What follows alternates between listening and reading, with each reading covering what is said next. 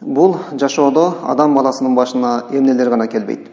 Биздин такыр оюбузга келбеген, үч уктасак түшүбүзгө кирбеген оор, кырсык, бале апаттар башыбызга келет.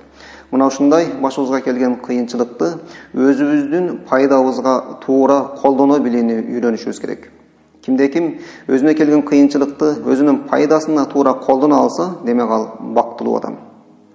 Пайгамбарыбызды Меккеден кууп чыгышты. Пайгамбарыбыз Мадинадан ислам мамлекетин түптөдү. Белгилүү аалым Ахмад ибн Ханбалды түрмөгө камап, күн сайын жонунан балак алып турушат эле. Ал түрмөдөн чыкканда белгилүү 4 мазхабтын биринин башчысы болуп чыкты.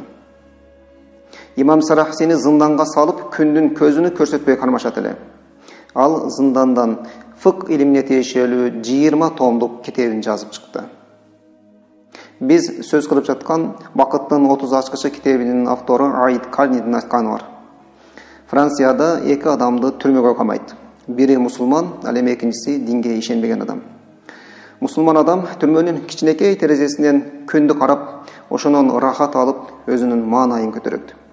Түндөсү ошол терезеден асмандагы жымыңдаган жылдыздарды карап, ошонон рахат алып, өзүнүн маанайын көтөрөт.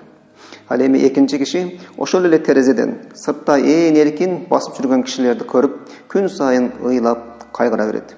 Арадан бир канча күн өткөндөн кийин күн сайын кайгырган адам бул дүйнөдөн өтүп кетет. Ал эми өзүнүн маанайын көтөрүп, күндөн дагы, түндөн дагы рахат ала алган мусулман акталып түрмөдөн чыгат. Башыбызга кандай кыйынчылык келбесин, анын артында жеңилдик жана жыргалчылык бар. Демек, кыйынчылык экен деп карап отурбастан, аны өзүбүздүн пайдабызга туура колдонууну үйрөнүшүбүз керек. Эгер сиздин жолуңузга, сиздин алдыңызга уулуу жыланды ыргытышса, сиз анын уусунан дары жасап сатыңыз.